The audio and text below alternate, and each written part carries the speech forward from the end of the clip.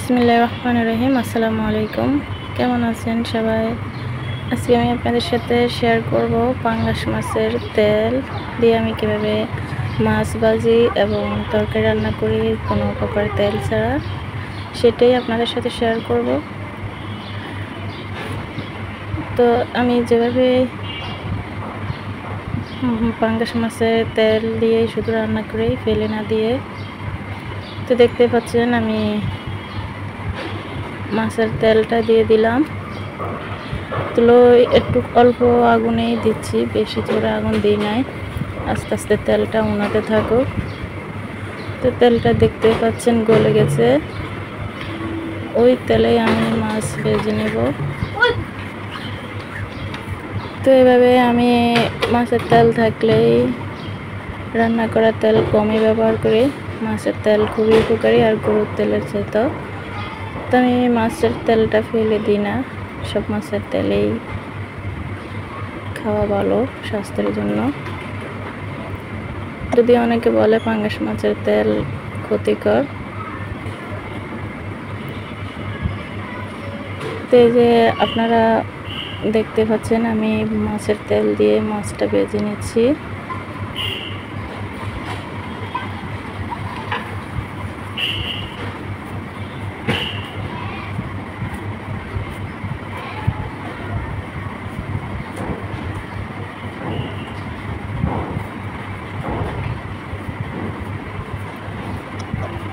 খুবই কষ্টকর ব্যাপার যখন কড়াইতে মাছ লেগে যায়। তো আমার মাছ ভাজা হয়ে গেছে, এখন আমি লাউ শাক রান্না করব। আর এই যে দেখুন, সে মাছের তেল আমি গরম তেল ঢেলে দিলাম। তো মাছগুলো দিতে গিয়ে পড়ে গেল, সমস্যা নেই, আমি তুলে নিয়েছি। এখন পেঁয়াজ কাঁচামরিচ দিয়ে দিলাম, দিয়ে এখন এগুলো ভাজা হতে থাক। এর মাঝে আমি লবণ দিয়ে দিলাম, হলুদ দিয়ে দিলাম, দিয়ে একটু নাড়াচাড়া করে। আর শাক রান্নাতে একটু হলুদ তেল একটু বেশি লাগে। তো আমার এই মাছের তেলেই তরকারি অনেক মজা হয়, তাই মাছের তেল দিয়ে রান্না করতে ভালোবাসি। আর হলুদের মধ্যে আমি দিয়ে দিলাম। তো আপনারা আদা বাটা, জিরা যদি পছন্দ করেন, রসুন তো দেওয়া লাগে, দিতে পারেন। তো আমি এখন মরিচ গুঁড়ো দিয়ে দিচ্ছি। মরিচ গুঁড়ো শেষে দিলাম। আগে হলুদ দিয়ে নাড়াচাড়া করলে তরকারি কালার অনেক সুন্দর আসে, আর তাই আমি মরিচটা শেষে দিলাম। এখন কিছুক্ষণ নেড়েচেড়ে আমি পানি দিয়ে দিচ্ছি। পানি একবারেই দিব, তো শাক রান্না করতে গেলে আমি আর পানি দিব না। তখন ঢাকনা দিয়ে রান্না করে নেব।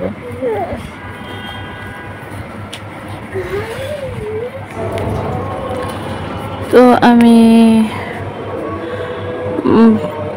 আলু আর ডাঁটা সিদ্ধ হয়ে গেছে, কষানো হওয়ার পর আমি শাক আর মাছ দিয়ে রান্না করতেছি। তো আমি পানি দিই নাই। তো এভাবে আমার রান্না প্রায় কমপ্লিট, কাছাকাছি হয়ে এসেছে। আর ঝোল শুকিয়ে নেব, আর একটু মাখা মাখা করে নিলেই হয়ে যাবে আমার রান্না। ভালো লাগলে সাবস্ক্রাইব, লাইক, কমেন্ট, শেয়ার করে পাশে থাকবেন পরবর্তী ভিডিওর জন্য। আসসালামু আলাইকুম।